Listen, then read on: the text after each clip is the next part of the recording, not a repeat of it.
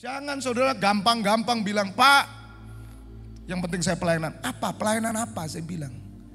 Kamu kebodohan, kamu bodoh, saya bilang.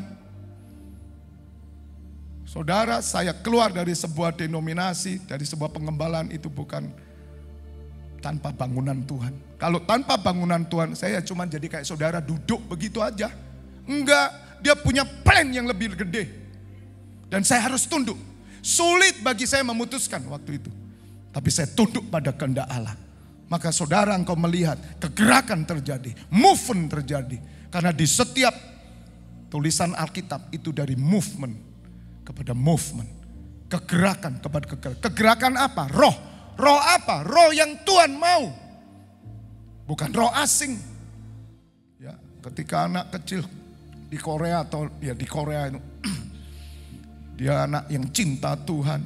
Tiba-tiba hujan-hujan dia datang ke pendetanya, gembalanya diketok. Pak pendeta, tolong gitu. Dibuka sama Pak pendeta, ada apa? Tolong ke rumah saya, doakan. Bahwa Pak pendeta ini naik sepeda soal hujan-hujan di Korea Selatan itu. Ya, begitu sampai rumah, mana yang sakit? Ini kucing saya katanya. Wah, regetan saudara, pendeta ini mangka. Udah piaman, dinginan umur 70. Doanya asal-asalan, dia langsung, Bapa di surga entah hidup atau mati kucing ini terserah. Haleluya, selesai. Ternyata hidup saudara, sehat kucingnya. Nah rupanya anak ini bersyukur karena wah Pak pendeta luar biasa doanya.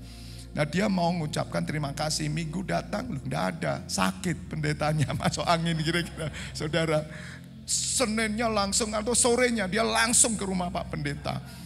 Langsung dia datang, Pak pendeta sakit, aduh saya mau mendoakan Pak pendeta. Ya dia langsung doa, Bapak pendeta ini mau hidup, mau mati terserah Tuhan. Haleluya.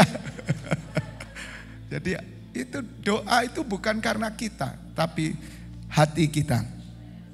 Saya diajarkan oleh Roh Kudus ya, juga saya kasih resep buat Bapak Ibu Saudara. Ya karena Tuhan itu hadir, Tuhan hidup. Hari ini Tuhan pakai setiap orang percaya. Lakukan saja, enggak usah sungkan, enggak usah ragu-ragu.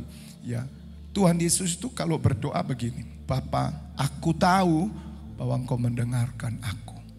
Coba saudara kalau doa begitu, doakan orang. Bapa, enggak apa-apa. Makanya saudara kalau penuh dengan firman Tuhan, waktu saudara mendoakan, firman keluar dalam doa saudara. Enggak apa-apa, Anda katakan, Bapa hari ini aku datang menghadap hamba-Mu yang sakit. Engkau Allah yang selalu mendengarkan doaku. Itu waktu Tuhan Yesus mau membagi 5 roti 2 ikan. Bapa Engkau selalu mendengar aku dan aku percaya. Kemudian Tuhan Yesus lakukan. Lakukan saudara. Maka kerajaan Allah akan turun. Mungkin tidak terjadi kesembuhan. Mungkin. Tapi Tuhan hadir menjamah. Kuasanya bekerja, rohnya bekerja dengan cara yang luar biasa. Kita ini tidak usah terlalu banyak mikir, hanya taat saja. Lakukan saja. Kita sebagai manusia Allah, hamba Allah. Bukan kita yang menyembuhkan, bukan kita yang buat mujizat, tapi Allah Yehova. Dialah Elohim yang melakukan mujizat di dalam putranya Yesus Kristus Tuhan. Katakan amin. Buka Mazmur 85 ayat 9. Aku mau mendengar apa yang hendak difirmankan Allah Tuhan. Garis bawah ya. Aku mau mendengar apa yang hendak difirmankan Allah Tuhan. Bukankah ia hendak berbicara tentang damai kepada umatnya dan kepada orang-orang yang dikasihnya. Supaya jangan mereka kembali kepada apa? Kebodohan. Nah garis bawahi dulu ya ayat 10.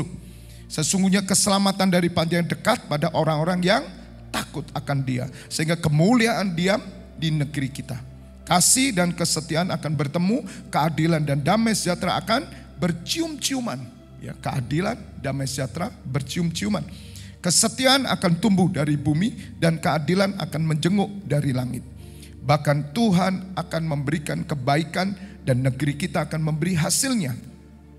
Keadilan akan berjalan di hadapannya dan akan membuat jejak kakinya menjadi apa? Menjadi jalan. Bisa mengerti? Jejak kakinya menjadi jalan. Jejak kakinya jadi jalan. Seperti film saudara. Kalau saudara melihat film-film ya. Saudara ketika melangkah menginjak cek seret. Dia menginjak lagi jalan.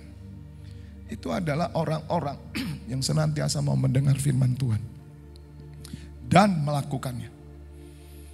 Oleh karena itu ayat 9 penting sekali. Jangan saudara jatuh dalam kebodohan. Hati-hati hari ini kebodohan.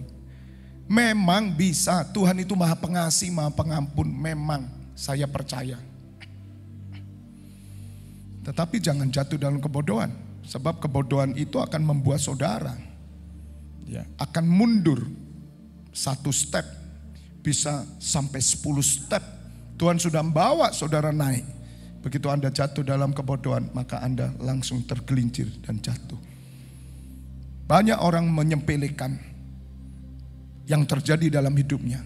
Menganggap remeh kasih karunia. Menganggap remeh hak kesulungan. Oh salah, bisa minta ampun sama Tuhan. Ada dosa mendatangkan maut, ada dosa yang tidak mendatangkan maut. Saudara, jangan pernah jatuh dalam kebodohan. Ini bukan masalah makan minum, kemudian saudara salah makan sambal, bukan itu. Ini hal yang bodoh. Hal yang bodoh adalah orang yang menghancurkan apa yang Tuhan sudah bangun dalam hidupnya. Dan selalu apa yang Tuhan bangun dalam hidupnya, selalu dalam pelayanan dulu. Tidak mungkin Tuhan itu melakukan bangunan secara jasmani tanpa bangunan rohani. Tuhan akan mengerjakan di dalam saudara ada bangunan rohani. Di dalam surat Haggai berkata, selama ini kamu cuma bangun rumahmu. Sekarang naik ke gunung Tuhan. Bawa kayu, bangun rumahku dulu. Kamu hanya memperhatikan rumahmu. Bagaimana rumahmu kau papani dengan baik, tetapi kau biarkan rumahku, rumah Allah hancur. Dan Tuhan berkata, maka itu aku akan memusnahkan semuanya, bangun rumahku dulu. Itu maksudnya bukan secara fisik, tapi bangunan rohani. Tuhan itu membangun hidup saudara. Saya tahu bahwa Tuhan membangun hidup saya sejak 98, sebab Dia yang menaruh dasar. Tidak ada dasar apapun selain satu dasar, yaitu Yesus Kristus Tuhan. Katakan amin. Kalau saudara percaya Tuhan Yesus, Dia sedang meletakkan dasar. Dan Dia akan membangun terus di atasnya. Dan saya baru tahu ada bangunan Tuhan. Kalau saudara membangun bisnis, ya saudara sendiri yang bangun. Hidup saudara yang saudara bangun. Kesehatan lah, apapun semua saudara. Tapi tahukah saudara bahwa ada tangan Tuhan yang sedang membangun? Kalau semua orang berkata begini, ya puji Tuhan. Atau dalam bahasa dunia, ya bersyukur Bapak, memang Tuhan itu luar biasa. Tuhan itu menolong keluarga kami ini dari agama apapun ini ngomong begini. Kami ini diberkati, usaha kami laris semua. Bahkan kami melakukan, itu bangunan siapa? Kamu tahu itu bangunan Tuhan? Saudara, tidak ada dasar lain.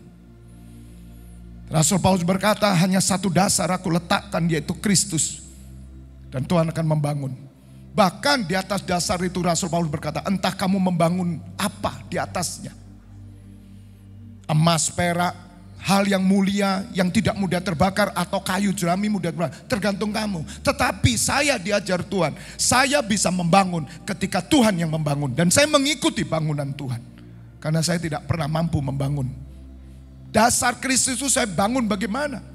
Bagian saya tetap membangun. Tapi saya mengikuti dan mendengar firman-Nya. Hanya orang yang mau mendengar firman-Nya, maka orang ini akan terus naik dalam bangunan Tuhan. Hari ini belum berhenti bangunan Tuhan dalam hidup saya. Dan saudara tergabung dalam pelayanan penggembalaan saya. Sama-sama saudara dibangun. Dan saudara tahu bahwa saudara sedang dibangun. Maka saudara harus berdoa, Tuhan terus bangun. Sebab aku percaya jika Engkau yang membangun, maka kemuliaan-Mu dinyatakan. Hidup bangunanku tidak pernah roboh oleh angin, oleh badai, oleh banjir, oleh hujan apapun. Sebab Engkau Allah beserta kami. Amin. Karena Tuhan berbicara selalu dengan damai. Damai artinya apa? Tuhan mau saudara dekat dengan Dia. Perdamaian itu antara kita dan Tuhan. Selama saudara menjaga perdamaian hidupmu dengan Tuhan, maka saudara, engkau akan menjadi orang-orang yang dibangun terus. Karena saudara adalah orang yang dikasihinya. Dan kita menjaga jangan sampai jatuh ke dalam kebodohan. Sekali lagi, kebodohan itu apa, Pak? Kamu menghancurkan bangunan yang Tuhan sudah bangun. Dengan cara apa? Saudara mulai melalaikan pekerjaan Tuhan. Saudara mulai melalaikan tanggung jawab. Saudara mulai melalaikan Tuhan. Melupakan kewajiban-kewajiban. Maka itu kemarin saya katakan bahwa kita harus mengerti hak dan kewajiban. Tahukah Bapak Ibu Saudara, hak saudara apa? Saudara diberkati dengan kesehatan. Saudara diberkati sampai hari bisa hidup. Terus kewajibanmu apa sama Tuhan? Jangan lupa.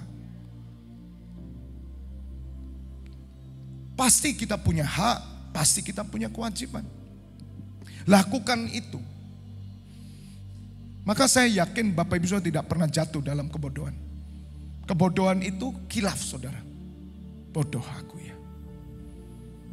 Nah orang tidak boleh kemudian menganggap remeh kebodohan. Tidak apa-apa nanti jatuh ya bertobat. Ya bangunannya gak jadi-jadi dong. Sampai hari ini saudara saya menyerah dengan bangunan Tuhan. Di dalam segala kelemahan kita, kekurangan, dia tak terselami. Bagaimana kita yang terbatas bisa menyelami tak terbatas? Nah mungkin toh saudara. Kalau kita ini hanya air sebaskom, bagaimana mungkin dibandingkan dengan samudra raya air segitu? Tidak mungkin, tapi hanya bagi orang yang mau mendengar firman-Nya, orang yang mau merendahkan diri, orang yang mau menjaga hidupnya tetap, dia tahu ada bangunan yang dibangun. Dan saudara tahu bangunan itu seberapa. Ukuran bangunan saya dan saudara pasti beda. Tuhan yang membangun sebab dia yang mulai dalam hidup saudara. Enak, orang Kristen itu gampang sebetulnya. Ikut aja dengan bangunan Tuhan. Jaga diri, jangan jatuh dalam kebodohan. Maka saudara pasti akan mendapat kemuliaan Tuhan. Amin. Maka itu firman Tuhan berkata, keselamatan daripadanya, sesungguhnya keselamatan daripadanya dekat pada orang yang takut akan dia. Sehingga kemuliaan diam di dalam negerinya atau keluarganya, hidupnya. Sejak tahun 98 saya jaga hidup saya kemuliaan Tuhan. Entah orang memfitnah saya, entah orang menghina saya, entah orang tidak percaya kepada saya. Tidak terpengaruh. Saya menjaga hidup saya damai sama Tuhan. Darah Kristus saya pegang terus. Kemuliaan itu dinyatakan. From grace to grace, from glory to glory. Karena kita ini menggambarkan rupa Kristus dalam hidup kita. Jika seseorang berbalik kepada Tuhan, maka dia harus percaya bahwa Tuhan yang adalah roh itu memberikan kemerdekaan. Dan roh itu akan membawa kepada saudara dalam hidup saudara. From glory to glory. Dari kemuliaan kepada kemuliaan. Apa kemuliaannya? Kemuliaan itu bangunan Tuhan dalam hidup saudara. Ada pertumbuhan dalam hidup saudara. Pertumbuhan dalam Tuhan selalu dibarengi dengan perdamaian saudara. Pertumbuhan dalam hidup saudara pasti dibarengi dengan kekudusan hidup saudara. Dan takut akan Tuhan. Makanya hidup yang saleh itu adalah orang yang takut Tuhan. Keselamatan daripadanya dekat pada orang itu. Saudara, kita memang sudah diselamatkan. Katakan amin. Tetapi kita akan diselamatkan lagi. Kalau kita tetap tekun dan teguh menjaga hidup kita. Jangan jatuh dalam kebodohan. Pelayanan udah baik-baik dibangun. Dirusak lagi. Karena apa? Kebodohan. Kebodohan itu bukan karena tanda kutip kesalahan. Bukan. Tapi Anda tidak bergerak dengan jalurnya Tuhan. Makanya kan saya bilang tidak semua pelayanan itu kehendak Tuhan. Tidak semua yang baik itu sesuai dengan keperkenan Tuhan. Tidak. Pak, saya tidak tahan Pak kalau di Janti. Udah saya tak keluar, gereja banyak. Toh Tuhan ya senang saya ke gereja. Betul, baik. Tapi apakah sesuai kehendak Tuhan? Apakah semua pelayanan kehendak Tuhan? Mari kita lihat. Kemuliaan Tuhan dinyatakan enggak. Ada buah-buah. Tidak sembarangan saudara pindah gereja, ninggalin gereja. Tidak begitu. Pikir saudara semua pelayanan itu dikenan Tuhan. Tidak. Contoh aja lah. saya punya pembantu. Pembantu ini baik. Pagi-pagi dia ketok, Pak, saya sudah siapkan makanan. Ya, kesukaan Bapak, telur ceplok sama kecap manis. Sudah ada. Wah, pembantu kita bagus ya, ngomong sama istri. Besok ketok lagi, Pak, saya sudah siapkan kesukaan Bapak, telur ceplok sama kecap manis. Saudara, apakah saya suruh dia? Saya gak pernah nyuruh loh. Dia harus dengar perintah saya. Loh, saya mau tanya, itu yang dilakukan pembantu saya baik enggak? Baik, tapi baik belum tentu saya suka. Siapa yang suruh kamu ceplok telur? Kamu mau bikin mukaku jadi ceplok apa? Jangan saudara gampang-gampang bilang, Pak, yang penting saya pelayanan. Apa? Pelayanan apa? Saya bilang. Kamu kebodohan, kamu bodoh, saya bilang. Saudara, saya keluar dari sebuah denominasi, dari sebuah pengembalaan itu bukan tanpa bangunan Tuhan. Kalau tanpa bangunan Tuhan, saya cuma jadi kayak saudara duduk begitu aja. Enggak, dia punya plan yang lebih gede. Dan saya harus tunduk. Sulit bagi saya memutuskan waktu itu. Tapi saya tunduk pada kehendak Allah. Maka saudara engkau melihat kegerakan terjadi, movement terjadi. Karena di setiap tulisan Alkitab itu dari movement kepada movement. Kegerakan kepada kegerakan. Kegerakan apa? Roh. Roh apa? Roh yang Tuhan mau. Bukan roh asing. Dan saya menjaga itu. Hanya dengan perdamaian. Perdamaian dengan Tuhan artinya saudara dengaran dengan Tuhan. Melalui pemimpin saudara, saudara tahu bahwa Tuhan berbicara. Taat, setia, bergerak penuh. Maka bangunan yang saudara mulai bangun itu, yang Tuhan bangun dalam hidupmu, engkau akan melihat. Dan engkau akan bersuka cita. Amin. Karena dia yang membangun. Tolong buka di 2 Korintus 4. Ya. Kok saya kok terngiang-ngiang itu terus. Bentar.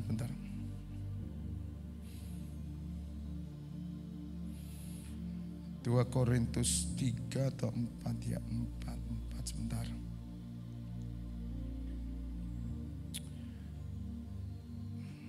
2 Korintus 3 ayat 16. Mari buka 2 Korintus 3, 16 saya tunjukkan. Tetapi apabila hati seorang berbalik pada Tuhan. Ini perdamaian dulu. Kita mesti baikan dulu sama Tuhan dong. Ya. Maka sulbung itu diambil daripadanya. 17. Sebab Tuhan adalah roh.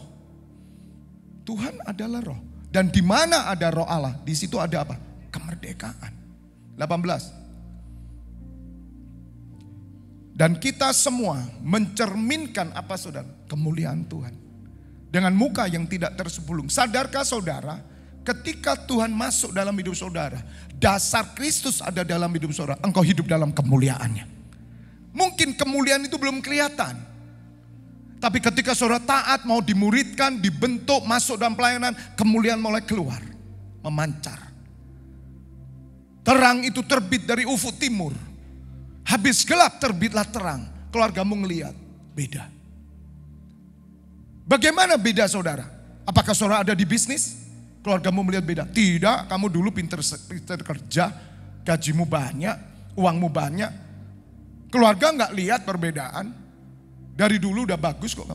Tapi ketika dasar Kristus masuk, mereka akan melihat kemuliaannya. Kemuliaan kerjaan saudara dengan kemuliaan Tuhan Yesus beda. Dan kemuliaan ini akan bertumbuh terus. Nah, mulai saudara lihat.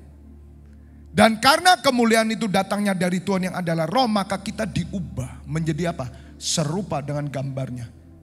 Dengar saudara, setiap perubahan itu ada kemuliaan. Dan kemuliaan itu membawa saudara kepada perubahan lagi. Perubahan lagi. Sampai saudara serupa dengan Tuhan Yesus. Kapan Pak? Sampai Tuhan Yesus datang. Ketemu muka dengan muka. Artinya Tuhan mau saudara berubah. Kalau saudara mau masuk kemuliaan. Nah, cilakanya saudara, Tuhan sudah bangun kemuliaan.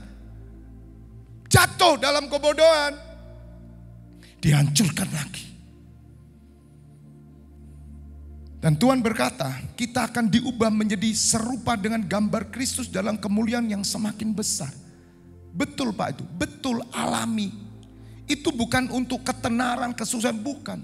Tetapi bagaimana firman Allah digenapi, perjanjian Allah digenapi. Ketika saudara hidup dalam kemuliaannya, saudara tahu bangunan Allah dalam hidupmu, engkau akan semakin mengenal Dia. Saudara, kehidupan pengenalan kita akan Allah itu memberikan kekuatan yang baru dalam hidup kita. Membuat kita semangat hidup, membuat kita tidak pernah putus asa. Karena kita mengenal Bapa, mengenal Putranya, mengenal Roh Kudus. Segala perjanjiannya dinyatakan kepada kita supaya saudara mengenal Dia. Supaya saudara tahu bahwa Dia tetap hidup dan ada dalam hidupmu. Orang yang sudah mengalami Tuhan satu kali aja, dia tetap percaya bahwa Allah hidup. Amin. Dia tidak perlu lagi, Tuhan kemarin kan kau tolong aku Tuhan. Hari ini kalau engkau ada, hei jangan ngomong kalau engkau ada. Engkau sudah mengalami pertolongan pertama. Dia tetap ada, meskipun kamu tidak percaya dia tidak ada. Tapi dia tetap ada selama-lamanya. Dia pencipta langit dan bumi, katakan amin. Jangan ngomong lagi begitu dong. Kayak orang tidak kenal Allah. Kalau dulu kamu tolong aku, engkau kan Tuhan yang hidup. Nyatakan lagi, hei, aku Allah yang hidup, I am who I am. Kenapa kita berkata itu? Karena kamu tidak kenal aku. Maka saudara tidak pernah hidup dalam kemuliaan semakin besar. Dan kalau saya berbicara begini, kalau rohmu gak dewasa, kamu tidak akan ngerti. Ada orang bilang, Pak saya kalau kenjanti saya tidak ngerti Pak. Ya karena kamu tidak pernah bertumbuh. Dan cari gereja yang supaya kamu ngerti. Dan dia pindah. Tidak nutut, terlalu tinggi. Mau sampai mati kamu, nggak nutut. Cari gereja lain dulu. Kalau sudah dewasa kembali. Kamu akan dengar firman yang saya sampaikan. Dan buka mata rohmu. Dan kemuliaan Tuhan yang semakin besar akan dinyatakan dalam hidupmu. Katakan amin. Tolong. Enggak usah pemusik.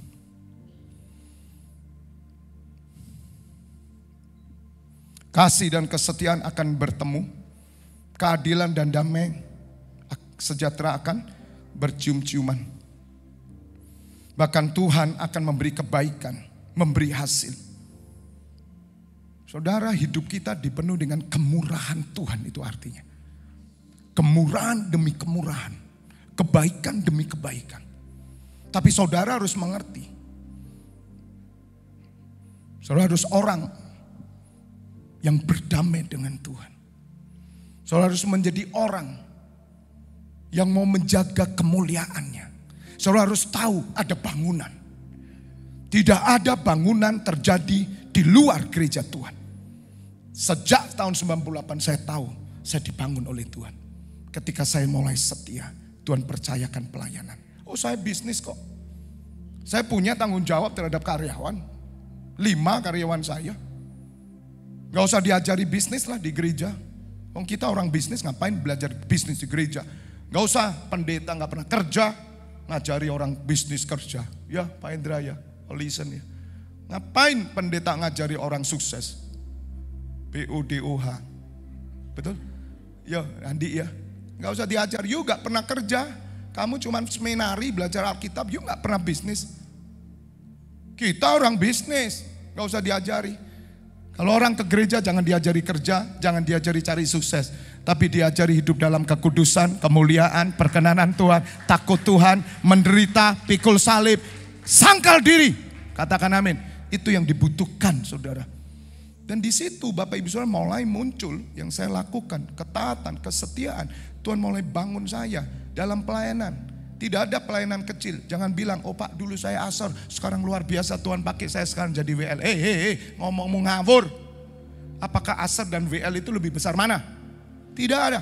Di dalam gereja semua sama, satu tubuh, sama pentingnya, saling melayani, saling mendukung bagi Raja kita, Yesus Tuhan dan Bapa. Tidak ada bedanya. Aduh Pak, saya bagian kosek-kosek kamar mandi. Hei, tanpa kamu kemuliaan Tuhan tidak dinyatakan. Maka kalau kamu pelayanan, ngosek kamar mandi, kemuliaan Tuhan semakin bertambah dalam hidupmu. Siapa yang ngajari saudara? Itu salah kaprah semua gitu loh, bisa ngerti? Waduh, di pelayanan di gereja, wow apa? Wah, dulu Bapak kan bukan khotbah, sekarang khotbah. Terus kamu mikir pengkhotbah ini lebih baik daripada orang yang kosek kamar mandi, bersihin kamar mandi, buang tempat sampah, jaga parkir, lebih baik? Saya bilang, tidak. Kemuliaan Tuhan akan dinyatakan hanya bagi orang-orang yang mendengar suara Tuhan, taat, setia, mengizinkan bangunan Tuhan terus bergerak, bertumbuh sampai kemuliaan dinyatakan. Mari saudara butuh namanya tukang bangunan. Tolong pemusik yuk. Anda butuh tukang bangunan, katakan amin. Rasul Paulus berkata, akulah tukang bangunan. Saudara butuh gembala untuk membangun apa yang dia mulai. Saya bantu saudara, maka engkau akan melihat kemuliaan Tuhan dalam hidupmu. Tidak pernah ditinggalkan orang-orang yang dibangun oleh Tuhan. Tidak ada seorang pun bisa membangun saudara. Ahli Taurat mencoba membangun agama, tidak bisa. Kematian Tuhan Yesus baru kita bisa membangun. Tepuk tangan bagi Tuhan. Mari bangkit berdiri. Ayo kita tutup ucapkan syukur. Buka suaramu. Korea pasyakara baram. Kiara papa rindukan saudara.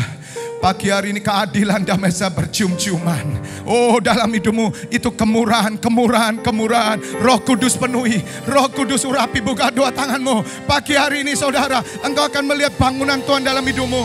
Izinkan saya sebagai tukang bangunan akan membangun engkau. Taat, setia, bergerak terus. Jangan jatuh dalam kebodohan. Apapun bentuknya, tetap setia. Mungkin itu tantangan, mungkin itu harus hambatan. Lewati bersama Tuhan.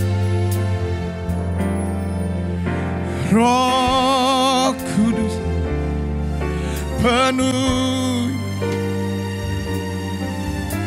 Roh Allah urapi, jamalah setiap hati kami, mengalirlah sekarang. Oh Roh Kudus, Roh Kudus penuhi kami rindu Tuhan. Bawa kami dari kemuliaan kepada kemuliaan. Kami mau taat, setia, bergerak terus ya Bapa. Biar kami melakukan apa yang Kau kehendaki dalam hidup kami. Oh mengalirlah, mengalirlah, mengalirlah Roh Kudus, bawa kami Tuhan. Dire bebe papa se, Korea papa raba ya se, dia raba sampai tuntas.